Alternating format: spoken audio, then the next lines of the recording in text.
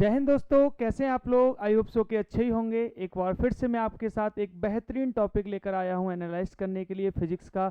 बच्चों, जैसा कि आप चाहें आप 11th क्लास में हो, चाहे आप किसी भी कंपटीशन एग्जाम की प्रिपरेशन कर रहे हो like as JEE mains, NEET या एनडीए, तो उसके लिए फिजिक्स को पढ़ना बहुत ज़रूरी है। और उसी फिजिक्स को हम आपको फील कराने के लिए, सिखाने के लिए आपके साथ फिर से जुड़े हैं एक बार फिर से। बच्चों, लास्ट क्लासेस में मैंने आपको मोशन के रिगार्डिंग बहुत सारे अच्छे अच्छे कॉन्सेप्ट को क्लियर करने के लिए वीडियोज डाले हैं। आप उनको देखकर अपना पूरा टॉपिक कवर कर सकते हैं like a distance, displacement, speed, velocity, acceleration, equation of motion और कर्व के रिगार्डिंग भी मैंने आपके लिए डाले हैं। आज की जो क्लास होने वाली है उसमें हम मोस्ट इंपोर्टेंट टॉपिक पढ़ने जा रहे हैं और उसका नाम है बच्चों मोशन अंडर ग्रेविटी। जी हाँ, बेहतरीन टॉपिक है, बहुत अच्छे से हम आपको सिखाएंगे इसको। और इसका नाम है motion under gravity. Motion under gravity, इस टॉपिक को अच्छे से पढ़ने वाले हैं। आप लोग सपोर्ट करेंगे और बहुत अच्छे से सारी चीज़ों को समझने का ट्राई करेंगे। क्लियर। मोशन अंडर ग्रेविटी में सबसे पहली बात तो यही है कि सर मोशन अंडर ग्रेविटी जो है, यानी किसके अंडर ग्रेविटी हो रही है, किसके अंडर मोशन हो रहा है, ग्रेविटी के अंडर। क्लियर। तो सबसे पहली बात तो यही है कि here body moves under gravitational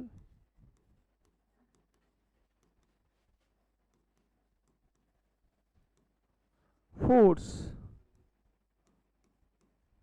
यह बॉडी ग्रेविटेशनल फोर्स के अंडर मूव करती है। और अगर हम बात करते हैं पॉइंट नंबर बी की, हेयर एक्सेलरेशन, सबसे इंपॉर्टेंट बात, acceleration of body will be a is equal to minus g. जी सर, आप कभी भी कंफ्यूज नहीं होंगे, कभी भी परेशान नहीं होंगे।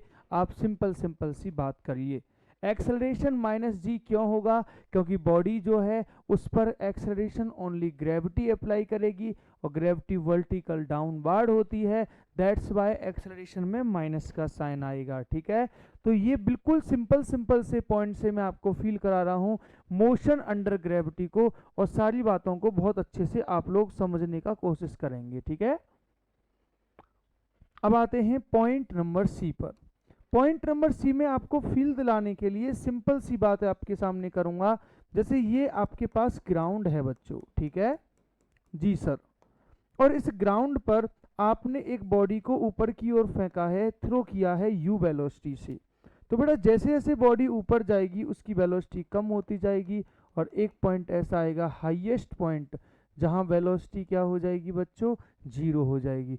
वापस से बॉडी नीचे आएगी और नीचे आती जाएगी और फिर वापस से उसी वेलोसिटी से स्ट्राइक करेगी।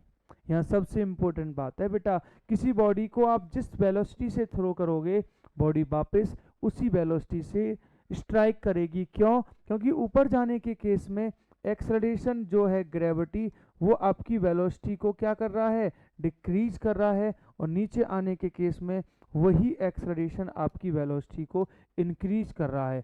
तो ऊपर जाने के केस में वेलोसिटी को कम करने वाला कौन है, ग्रेविटेशनल एक्सेलरेशन। नीचे आने के केस में वेलोसिटी को इंक्रीज करने वाला कौन है, ग्रेविटेशनल एक्सेलरेशन। तो दोनों ही केसेस में सेम सेम बातें हैं। दैट्स वाई बेटा इंक्रीजमेंट और डिक्रीजमेंट दोनों कंडीशंस बिल्कुल सही रहेंगी और यहाँ से ये वाली बात बिल्कुल क्लियर हो जाती है। ठीक है, तो अब और भी सुनिए बेटा, जैसे मान लो आप यहाँ हो, यहाँ, तो यहाँ पर अगर हम बात करें वेलोसिटी 10 है, तो वापस आते टाइम भी यहाँ पर वेलोसिटी कितनी हो जाएगी, 10।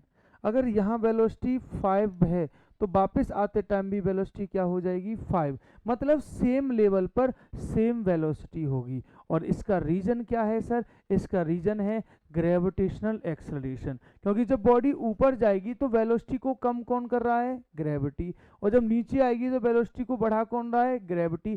तो जितना पहले कम करेगा उतना ही तो फिर बढ़ाएगा। तो ये बात सबसे इम्पोर्टेंट है कि सेम लेवल पर वेलोसिटी क्या रहेगी, सेम। जैसे मान लो आपने किसी बॉडी को ग्राउंड से थ्रो किया, तो वो अगर किसी बिल्डिंग की विंडो से पास होती है वेलोसिटी से 10 से, तो वापस जब आएगी बॉडी तो उस बिल्डिंग की विंडो को वो 10 मीटर पर सेकंड की वेलोसिटी से ही क्रॉस करेगी। सिंपल सी बात, जाने के time upward journey downward journey में सेम लेवल पर सेम वेलोसिटी होगी। अगर हम बात बोलें यू वेलोसिटी से थ्रो करोगे तो वापस बॉडी ग्राउंड को यू वेलोसिटी से ही हिट करेगी। क्लियर है? ये सारी बातें आप लोग समझ पा रहे हैं। अब यहाँ से और बात करते हैं आपके सामने, जरा ध्यान से समझेंगे सब लोग। सबसे पहले अगर हम यहाँ आपसे बात करेंगे सर, तो बात हमारी रहेंगी इस कैटेगरी में इन अपवर्ड जर्नी। ऊपर जाने के केस में क्या क्या होगा वो सारी बातें हम आपको समझाते हैं। अपवर्ड जर्नी, एक एक पॉइंट इंपॉर्टेंट है बच्चा, एक एक पॉइंट इंपॉर्टेंट है। अपवर्ड जर्नी में बेटा formula v is equal to तो u प्लस AT होता ही है, सेकंड इक्वेशन। Yes sir. अब देखो अपवर्ड जर्नी में बेटा फाइनल वेलोसिटी v क्या हो जाएगा, 0। अपवर्ड जर्नी में फाइनल वेलोसिटी क्या हो जाएगी, 0। और इनिशियल वेलोसिटी क्या है, u है। ऊपर की तरफ मुंह है तो प्लस का u। ध्यान दो जितनी भी वेक्टर क्वांटिटी हैं उनका मीन अगर वर्टिकल अपवर्ड है ऊपर की ओर है तो प्लस में लेना, और डाउनवर्ड है तो माइनस में लेना। कोई भी क्वेश्चन सॉल्व कर लो कोई फर्क नहीं पड़ेगा, ठीक है। ऊपर जा रहे हैं तो एक्सेलरेशन का मुंह तो नीचे ही रहेगा, तो माइनस का g रहेगा और t। यानी यहाँ से अगर हम देखेंगे साथ में, अगर हम यहाँ से देखेंगे बेटा g, तो ये धरा जाएगा, तो t इज इक्वल टू होगा u upon g।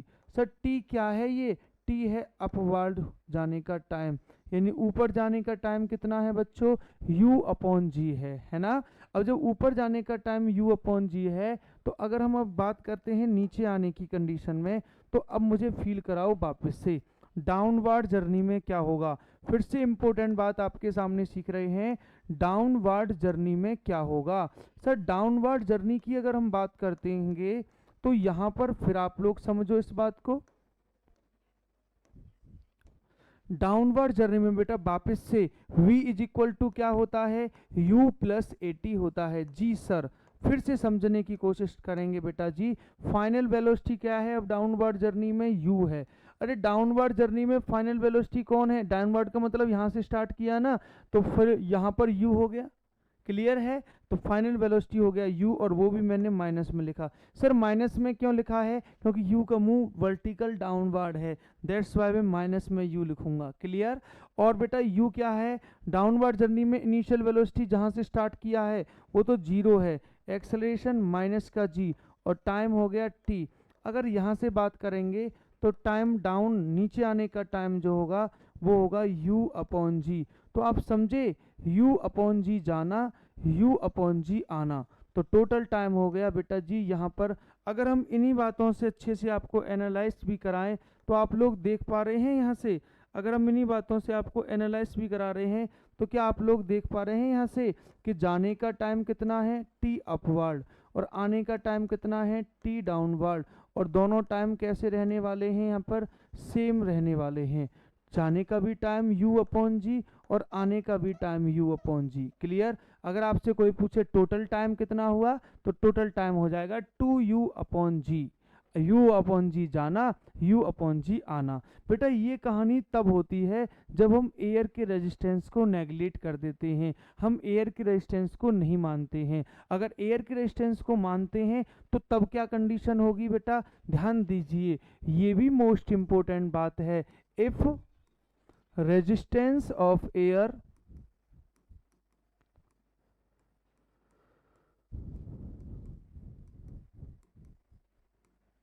is being considered, then if resistance of air is being considered then, तो बेटा फिर तो ऊपर जाने का जो टाइम होता है वो थोड़ा कम होता है, और नीचे आने का जो टाइम होता है बेटा जी वो ज़्यादा होता है। ये कब की कहानी है, जब आप एयर के रेजिस्टेंस को कंसीडर करेंगे। लेकिन अगर एयर के रेजिस्टेंस को आप कंसीडर नहीं करते, सर हमें कैसे पता चलेगा कंसीडर करना है या नहीं। अगर क्वेश्चन में कुछ ना बोला जाए तो आपको कंसीडर नहीं करना, कंसीडर केवल उसी कैटेगरी में करना है तब आपसे क्वेश्चन डायरेक्ट बोले कि हाँ भाई एयर के रेजिस्टेंस को कंसीडर करो, केवल उसी कैटेगरी में करना है, अदरवाइज कंसीडर नहीं करना है। क्या बात क्लियर हो रही है। तो इस तरीके से हम सारी बातें आपको सिखा रहे हैं। डाउनवर्ड जर्नी अपवर्ड जर्नी का टाइम हो गया, ये हमारे पास क्वेश्चन इस तरीके से बन सकता है। आप लोग सारी बातों को बहुत अच्छे से ध्यान रखें, फील करते रहें और यहाँ से बनने वाले क्वेश्चन पर फोकस करते रहें। ठीक है बेटा, बेहतरीन है ये वाला टॉपिक जो मैं आपको समझाया, और ये भी उससे ज़्यादा इम्पोर्टेंट है जो मैंने आपको सिखाया। अब इसके बाद बेटा जी अपन आगे लेके चलते हैं, आपको दूसरी वाली कैटेगरी को सिखाते हैं, उस पर बात कीजिए। इसमें है if a body is being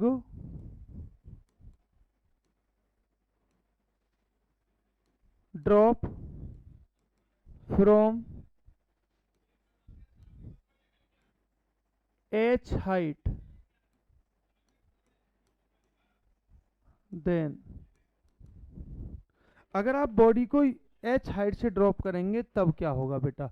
तब बेटा देखो u इज इक्वल टू तो जीरो होगा, क्योंकि जब आप ड्रॉप करेंगे तो u इज इक्वल टू क्या होगा, जीरो। अब यहां से बॉडी ने नीचे आएगी ग्राउंड पर,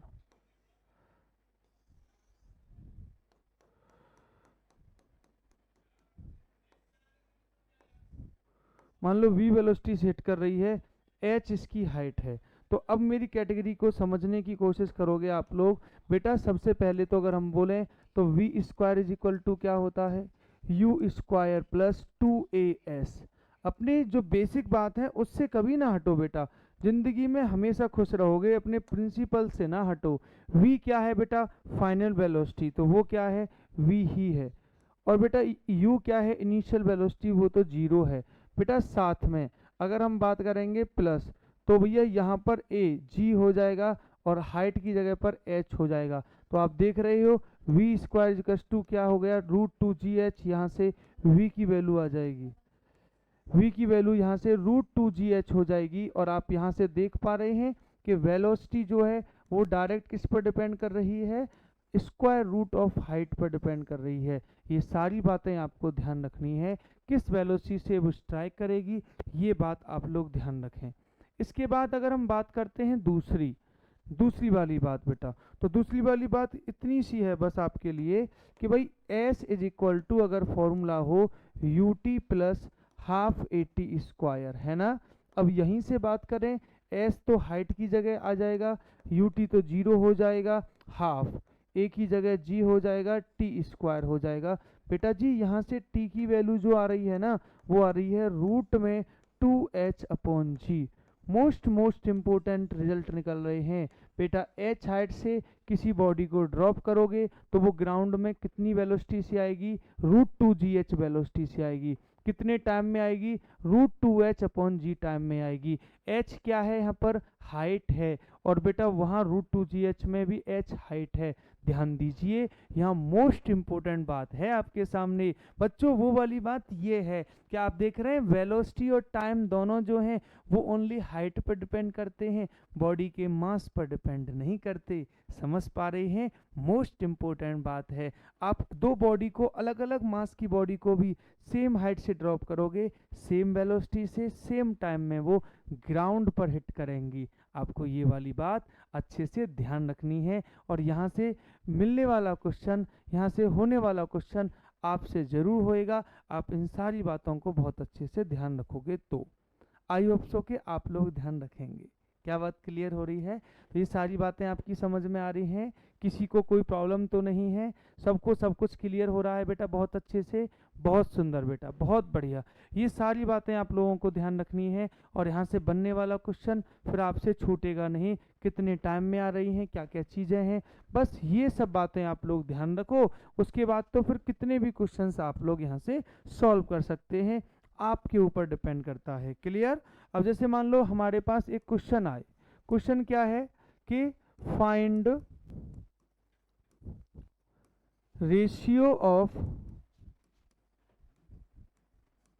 distance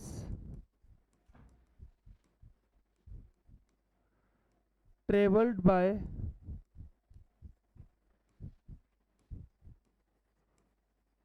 body which is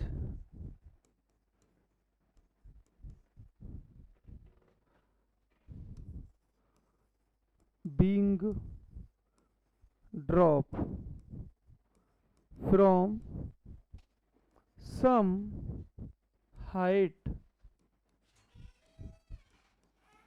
in first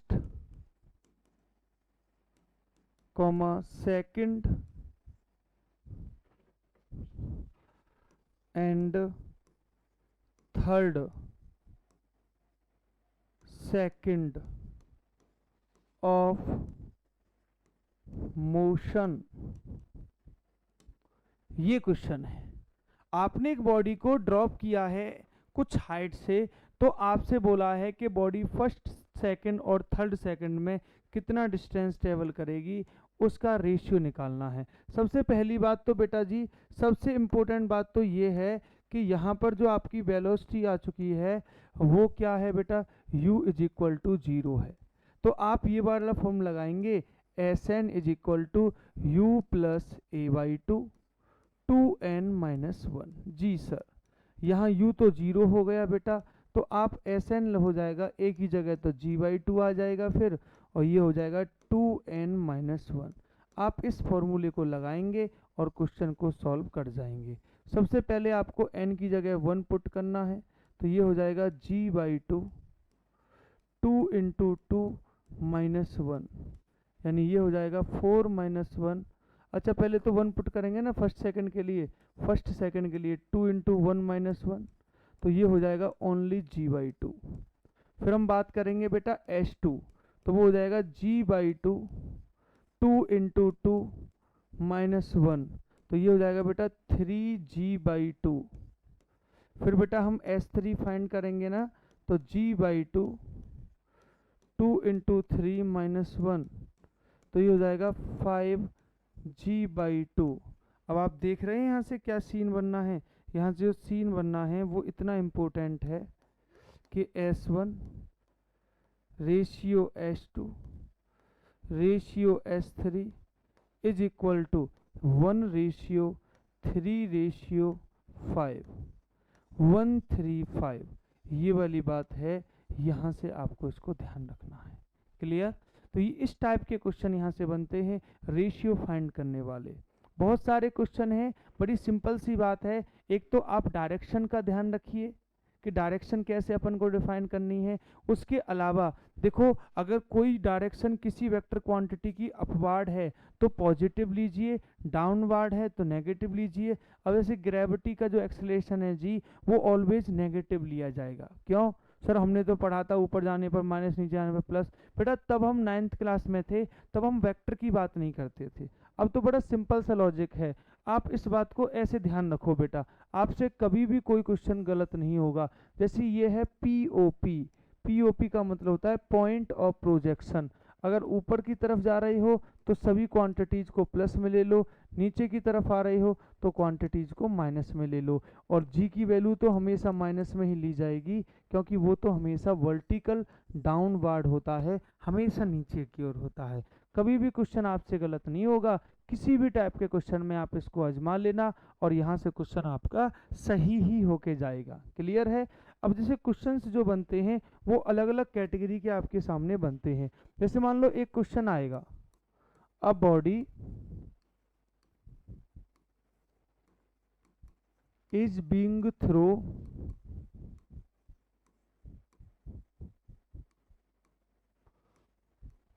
vertical upward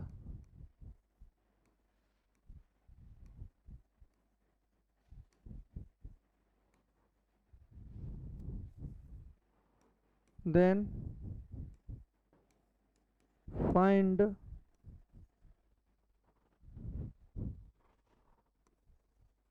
distance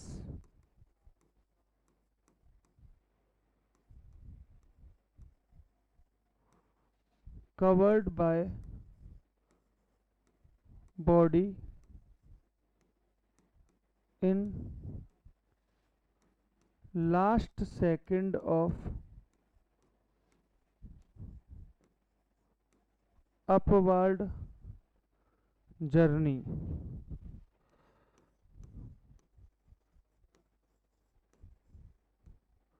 upward journey के लास्ट सेकंड में कितना डिस्टेंस ट्रेवल होगा, वो वाली बात आपको ध्यान रखनी है। क्लियर? वो आपको कैलकुलेट करनी है। देखो बेसिकली जो क्वेश्चन है उसमें आपको एक सिंगल डेटा नहीं दे रखा, आप देख रहे हो, तो इसका मतलब क्वेश्चन जो है वो केवल एक फॉर्मूला अप्लाई करने से नहीं होगा, क्वेश्चन में सेंस ऑफ ह्यूमर अप्लाई करना होगा। क्वेश्चन ने कहा है एक बॉडी को आपने ऊपर फेंक दिया, ठीक है, कोई दिक्कत नहीं है। क्वेश्चन कह रहा है कि ये बॉडी अपनी अपवार्ड जर्नी के लास्ट सेकंड में कितनी डिस्टेंस ट्रेवल करेगी, ऐसा क्वेश्चन पूछ रहा है। मैंने बताया ना कि आपको ओनली सेंस ऑफ ह्यूमर से क्वेश्चन सॉल्व करना होगा।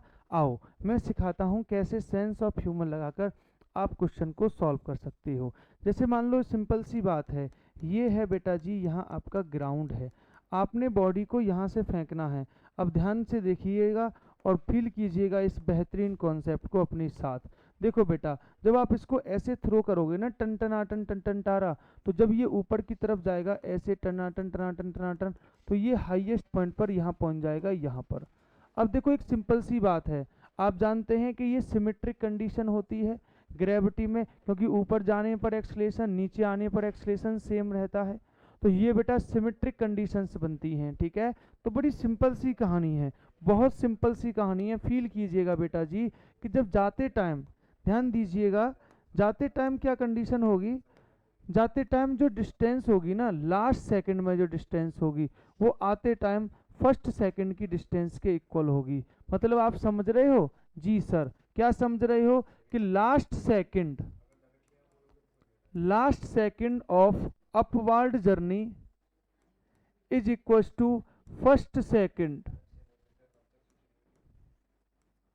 Of downward journey. Upward journey का क्या है बेटा, लास्ट सेकंड, और डाउनवर्ड जर्नी का जो फर्स्ट सेकंड है वो दोनों आपस में कैसे होते हैं, इक्वल होते हैं। भाई जितना ऊपर जाते टाइम ट्रेवल करेगी एक सेकंड में, उतना ही नीचे आते टाइम ट्रेवल करेगी एक सेकंड में। क्लियर है? तो ये वाली बात आप लोग ध्यान रखेंगे। तो यहाँ से बनने वाला क्वेश्चन छी छी छी छी छी छी छी छी छी छी छी छी छी,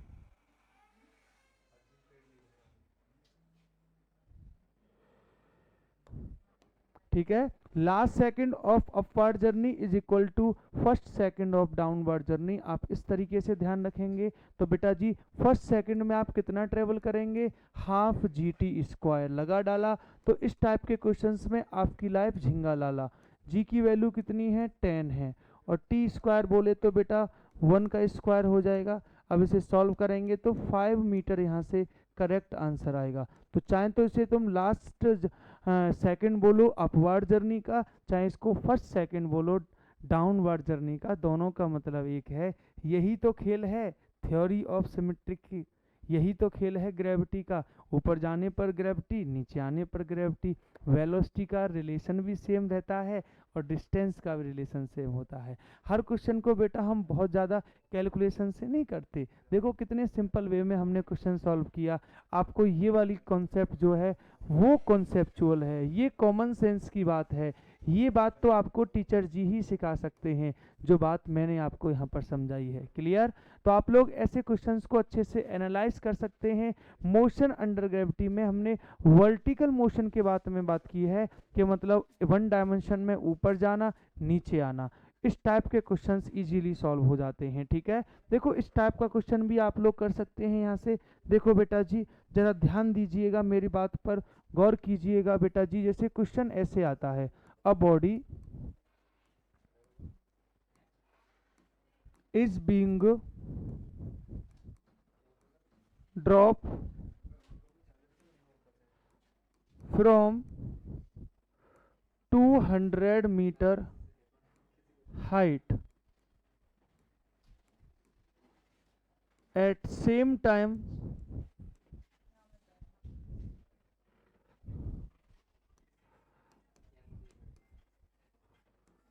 another body is thrown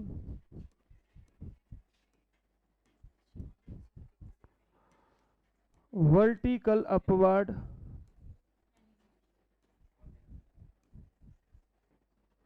with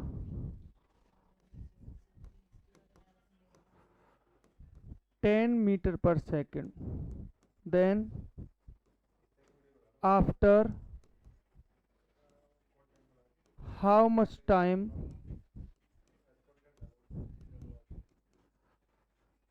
they will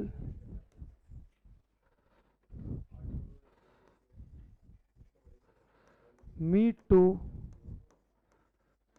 each other। ये क्वेश्चन है आपके सामने, एक बेहतरीन क्वेश्चन है, इजीली हम इस क्वेश्चन को सॉल्व कर सकते हैं। ठीक है, आइए फील करते हैं इस क्वेश्चन को। क्या है क्वेश्चन, आपको समझाते हैं अच्छे से और आप लोग फील करेंगे। देखो बच्चा, क्वेश्चन में आपसे बोला है एक बॉडी है जिसको आपने ऊपर से थ्रो किया है, तो इसको u1 क्या है इसका 0। अब ये नीचे की तरफ आ रही है, ठीक है। उसी समय ग्राउंड से हमने एक बॉडी को ऊपर की ओर फेंका है, ये है बॉडी नंबर 2। इसको हमने u वेलोसिटी से कहाँ फेंका है, u इक्वल्स टू कितना दे रखा है 10, इसको हमने ऊपर फेंका है। दूसरी जो बॉडी है वो नीचे आ रही है, इसको ऊपर भेजा है। अब देखो बेटा, बड़ा सिंपल सा खेल है इस क्वेश्चन में। बोला ज़्यादा दिमाग कभी कभी खतरनाक होता है, वो इसी वजह से होगा। जब ये बॉडी ऊपर से नीचे आएगी तो उस पर भी एक्सेलरेशन कौन लगाएगा, ग्रेविटी। और जो नीचे से ऊपर जा रही है इस पर भी एक्सेलरेशन कौन लगाएगा, ग्रेविटी। Yes sir. तो दोनों बॉडियों पर एक्सेलरेशन सेम लग रहा है, इसका मतलब दोनों का जो रिलेटिव एक्सेलरेशन होगा वो क्या हो जाएगा, 0 हो जाएगा। क्लियर है, क्योंकि वो ऊपर की तरफ जा रहा है, वो नीचे की तरफ जा रहा है। तो अगर हम आपसे पूछें कि यहाँ पर रिलेटिव एक्सेलरेशन क्या हो जाएगा इस क्वेश्चन में, तो रिलेटिव एक्सेलरेशन जो होगा बच्चा वो 0 हो जाएगा। क्यों सर, क्योंकि दोनों पर सेम एक्सेलरेशन लग रहा है ना, तो रिलेटिव एक्सेलरेशन 0 हो गया। इसका मतलब तो बस इतनी सी बात है कि दोनों की जो रिलेटिव वेलोसिटी है वो भी क्या हो जाएगी बेटा जी, कांस्टेंट हो जाएगी। जी सर।